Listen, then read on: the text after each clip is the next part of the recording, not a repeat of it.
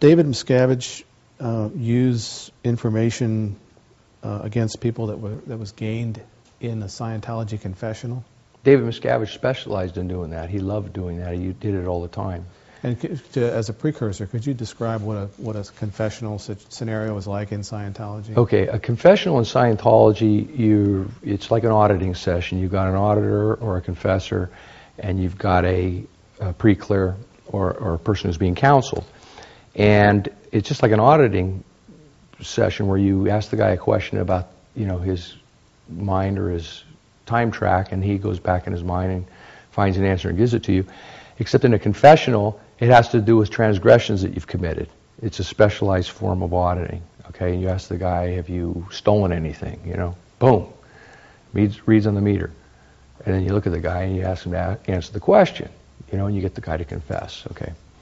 And it works like auditing too, because when you confess something, it's a very cathartic experience. You get this floating needle phenomenon on the E-meter, which indicates that the guy's space is in a good place, his personal, spiritual space. And you can see it in the guy. There's a lot of relief, color in the face, the whole thing. That's basically a confessional in Scientology. There's a little bit of an aberration or hitch connected with it, because sometime in the 60s, when the AMA and the BMA and the FDA and the CIA and the FBI and everybody and their brother, alphabet soup, was after L. Ron Hubbard, he got a little bit worried about security within the organization, and he started this thing which he called security checks. So it was using confessionals as a security tool to make sure that people around you could be trusted, you see? And that really kind of threw a bit of a wrench in the works, because now it's no longer solely for the purpose of the benefit of the person being receiving the confessional. It's actually for the benefit of the organization, to give it more comfort that it's not being infiltrated, or we don't have people that are untrustworthy around you. So it's one of those dichotomies in Scientology, And this is also the confessional is a beautiful thing. The security check ain't necessarily such a beautiful thing, depending on the context.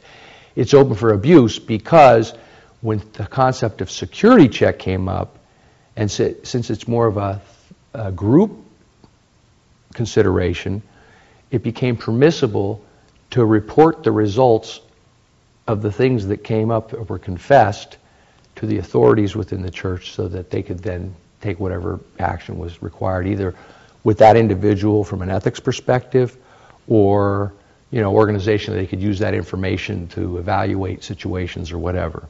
So that's the confessional and the security check.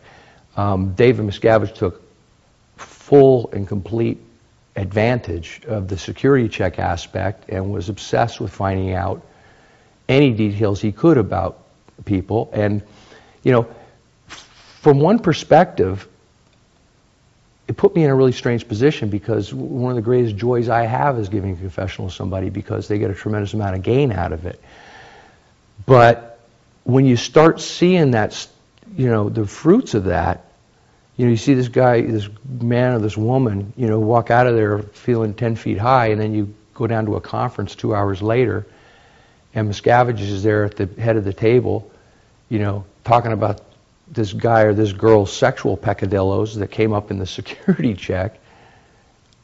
It really becomes sort of gut-wrenching, and